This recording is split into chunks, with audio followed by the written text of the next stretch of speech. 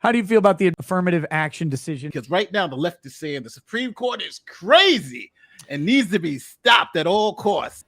Nate, start with the affirmative action one and the idiotic, dishonest, or absolutely ignorant response from legacy media. Brief background, not the affirmative action, just what's going on. So obviously the Supreme Court struck down affirmative action and essentially said that this was a remedial measure that's been going on for 70 years. We're going to stop it going forward. Now, the response from the left is that, number one, Black and minority students are not going to be able to go to college or get these opportunities without affirmative action. So the criticism of that is that, it's essentially you're racist against Black people because you're saying that that they can't achieve, parity with anyone. You're saying that they have to have a handout even for 70 years. And then the second one is about Clarence Thomas. They're saying Clarence Thomas automatically, because he's Black, he was an affirmative action hire both in the Supreme Court and in the federal judiciary. And the other side is saying that's just not true. He was qualified. He was qualified at college. He was qualified all the way up, all the way through. So just to assume that he's an affirmative action hire is essentially racist. It proves the point. It proves the point. Who was admitted explicitly because she was a Black woman, like that was said out loud many times. The person I will nominate, and that person will be the first Black woman ever nominated to the United States Supreme Court. Joe is right. It proves the point that even the left now says, well, he owes us something because he got in on this, and they assume that he did, even if he didn't. I couldn't find a determinative answer to that question, but it seems mildly racist and mildly demeaning to say he's Black, therefore he benefited from affirmative action. I mean, I don't know what evidence there is to suggest that he did. Here's the thing. I don't think even Clarence Thomas would know if he clearly was in the realm compared to most humans on the planet to getting into Yale. But whether or not that final push came because of his melanin, I don't think even he knows. So it's like, and that's the sad thing. That's exactly the problem. Mm-hmm. That it's like that now everyone's assuming, oh yeah, you bypass certain people because you have darker skin. It's such an affront to every minority. He'll never be able to escape that taint, which is exactly the problem. It's like, okay, no matter how capable and how competent and how excellent you are, you're always going to get that diss from the left. It's like, well, we know, and that's the whole problem is the asterisk. And that's what we need to get rid of. And in fact, if there's any affirmative action hires on the court, it's Jackson, not Thomas. Yeah. Clearly, right? That's exactly what he said. I'm going to hire a Black woman, and here she is. Yeah, but just imagine. I mean, the next wave of potential law students, if the smartest 10 on the planet happen to be Black kids, everyone would just assume that they got into Yale because they were beneficiaries and dismiss their accomplishment that they did throughout their undergrad work and all their other accomplishments that they had to attain that prestigious status, which really is prestigious status. If you're outside the law community, you cannot appreciate how attorneys, when we see someone who went to Yale or Harvard, I mean, we understand that doesn't mean they're going to be necessarily effective attorneys, but we understand that we worked our tails off to get into the best school possible, and they did it better. And seeing as how we all, work on a certain level of pride, that we have the ability to accomplish things. And we have that capacity. You see someone who did it better than you, there's a higher level of respect. When I checked that box and said I was a Black man and I had average LSAT scores, I had 3.2 GPA, so I was good. All my stuff to get into law school was competitive, right? I was going to get into a law school, but the money I had thrown at me was crazy. And the reason why is because, and this is something that people don't like to talk about, but again, these are facts. So I like to give you guys the facts. Let's say if you take a standardized exam like the LSAT, the average score in the LSAT is about a 150. So, and the average score we also can break that score down based on race. So the average, let's say, Asian score is like a 154. The average white person score was a 153, a little bit above the 150 average. The average Black person score was a 142. And the average Hispanic score was like a 138. So if you scored a 150 on the LSAT, which is an average score as a black person, you were in something like the 80th percentile of all black people who took the test. You scored that much higher than every average. But even though you had an average score, you had an above average score for black people. And if you scored a 150, I scored a 150, like a 155 or something like that. And so my score was exceptional compared to other black people, but compared to everybody else, it was average. So that was the advantage that you had. You're like, wow, you had a black person who actually had the grades to make it in. So that's why they give you money and stuff, because they want you to come. Like, we need this person to come here. But what I did see is that schools would take chances on students who had 2.6 GPAs, 2.7 GPAs, and not understanding that GPA told you something about that student. That student didn't have great study habits. That student didn't do this. That student didn't take it seriously. That student always getting a little handout. And when they got to law school, nobody's there to hold your hand, and they failed out. I always tell this story. Like my first year of law school, like half the black men failed out of law school. Half of them failed out, and you're like, what the hell happened? Why did they all fail out? They failed out not because they weren't smart enough for the work, because they weren't prepared to do law school work. They didn't know how to research. They didn't know how to study. They had bad study habits. It was that horrible. So I think at this point in time, someone like me who went through law school, and I was the top of my class. I was one of the top students in my class. If you go to anybody in my law school class, they'll tell you I was one of the smartest people there.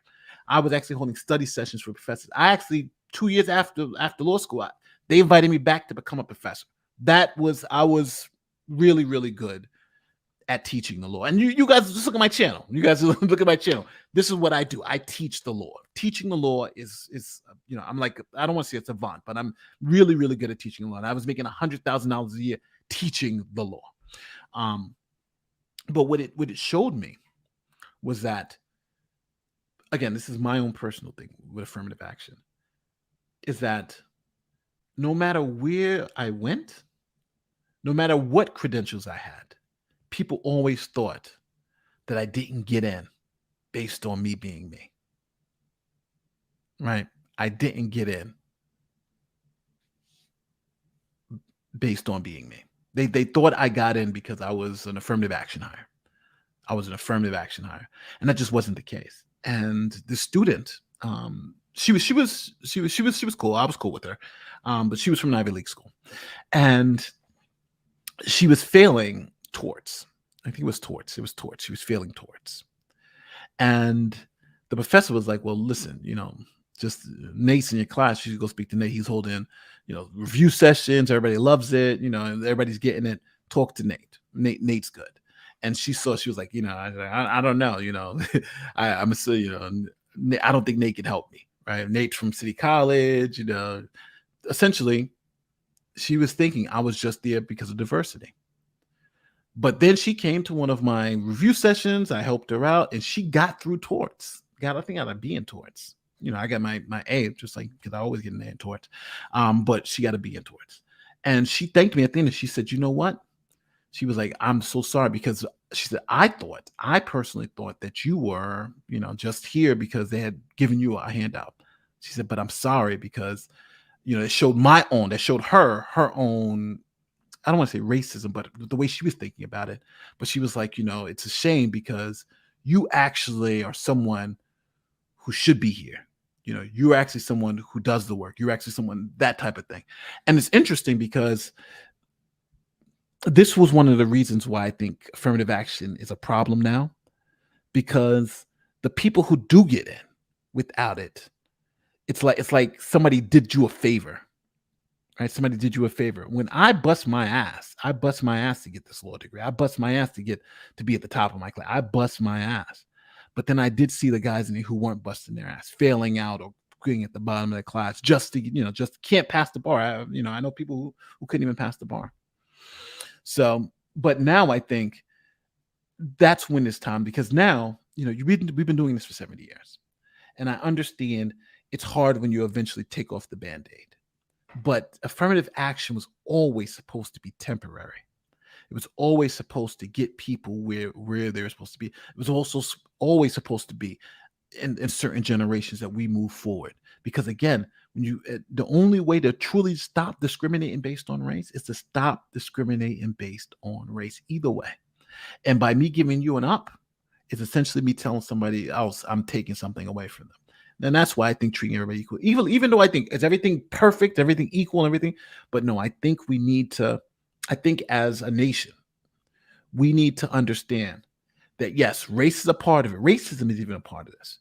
But we can overcome it, and we have overcome it. This is not 1950 Alabama we live in. And it's funny because Eric and the experiment was saying that people, the left wants you to think that this is 1950s Alabama. And it's not. It is not. It is not. It is not 1950s Alabama. We live in a totally different world. So hopefully, now you guys know my whole spiel on affirmative actions. So that's honestly the way I feel about it. I know people are going to judge it. Oh, Nate's this, Nate's that. Nate, maybe they'll say Nate got in from affirmative action and he's trying to pull the ladder up behind him. No, I'm not pulling up any ladder behind him, because when I was getting in law schools before they even knew it was black. Right? When I put black on the form, then I started getting money. That was another interesting piece. So when I checked the form that I was black, I started getting money, and then scholarships. Hey, just come. We'll give you money to come, because there was just so few black people qualified to get in there. But before I put that, I had gotten in before, But then they learned I was black. It just made it even better. So I'm not saying racism is solved in America. That's ridiculous. But I think affirmative action, California stopped it, Texas stopped it, other states have stopped it. And I think at this point in time, the country needs to stop it and stop letting these college administrators be lazy. They should read those things. They should go for those zip codes. They should, look for these people, because again, if you're only looking at somebody's skin color, that's what it doesn't help me or them. Because let's say if I was that diversity hire, that's not because I'm good at what I do, and I'll never be good at what I do, because you're giving it to me. Right? Don't give me anything. I want to work for it, because then I'll know how to get it for myself. So with that said, don't forget, like, share, subscribe, do all that great YouTube stuff. Thank you guys for. So I thought it was interesting. I knew probably what your opinion was going to be, but I wanted to talk to you about it. Yeah, I never liked that bullshit. As a person who had the brains to do it, had the, you have to go in and, I mean, during the test, right? When it comes to, you had to write the papers, you had to do the test. We were up all night. Hell, even writing a fucking screenplay. Hearing that people are getting incepted into these schools and have done nothing. Just, I'm black, or I'm a woman, or I'm trans, whatever. Fuck out of here. How do you feel about the affirmative action decision? No more affirmative action in higher education. I love it, because wait, you don't think black people should get a leg up in going to college? Absolutely not. So, why? But how will Pookie get in? They don't deserve to be in. They can break into a Walmart. They can break into college. Yeah. Look, this is what kills me. When you come from the world of like sports and especially in sports, where it's a pure meritocracy, the best players will play, right? Obviously, there's X amount of politics that can happen, but for the most part, right? Like, if you are Michael Jordan, you're gonna play. When did this thing become a thing where someone says you're gonna get a special privilege? You're gonna get in based on what? An immutable trait. That's it. That's the thing. That's what kills me. So yeah, just tackling that affirmative action subject. You don't think, you think it's a good move? Yeah, I never wanted to affirm that. Here's the thing. Right. I tested into the schools I went in. And made it. You sure they didn't drag you in or whatever and be like, we need more of the blacks. We need more black. Like, this is the beauty of things like affirmative action. Yeah. Hearing the left scream shows how racist they are. Like, yeah. Oh, they need it. Like, so what you're saying is black people are too dumb. And they're like, no, that's not what I meant. But that's literally what you just said. I love when the people who are like, how are they going to get into college ever again? Yeah. Yeah. Have you heard of basketball programs? Yeah. All your hard work and dedication and devotion has not gone unnoticed. So congratulations. You have been offered a full scholarship. You deserve it. You deserve it. Thank you. All right. Thank you. Keep grinding. If you have a dream, never give up. Always chasing. If you have a goal, just Set your eyes to that and just never give up. And one high school senior broke a world record with $9 million in scholarship offers. Today, I am pleased to announce my final college decision for the fall of 2023. It is an honor and privilege to be accepted to the Ivy League, Cornell University's College of Engineering.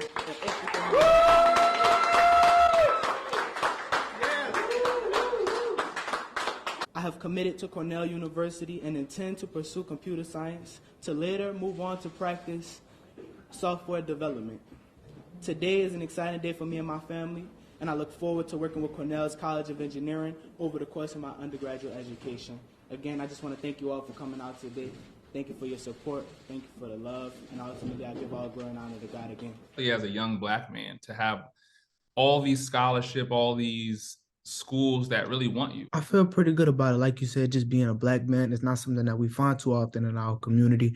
So to be able to set the trend, to be able to set the standard and raise the bar, to say, okay, as a Black man, I could do more than dribble a ball. I could do more than throw a football or run the fastest, to say that we're mentally and academically capable of surpassing expectations is something that I feel good to be leading in right now. They always do this shit where it's like they'll just completely denigrate an entire group of people because, like, well, if us white people aren't helping them, then how could they possibly do it? It's like the benevolent fucking savior complex bullshit. Like, I don't need fucking Becky or her bullshit. But what I love about this, I can see someone watching this right now and saying 5 white dudes have no business talking about affirmative action, and only Nate can talk about it. But Nate had better agree with us, because if he doesn't, we're going to give him the Clarence Thomas treatment. It's like white people can't talk about it, and Black people, if they do, have to agree. Otherwise, they are hypocrites. It's a foregone conclusion with people who want to justify their own soft bigotry of low expectations, otherwise just known as hard bigotry.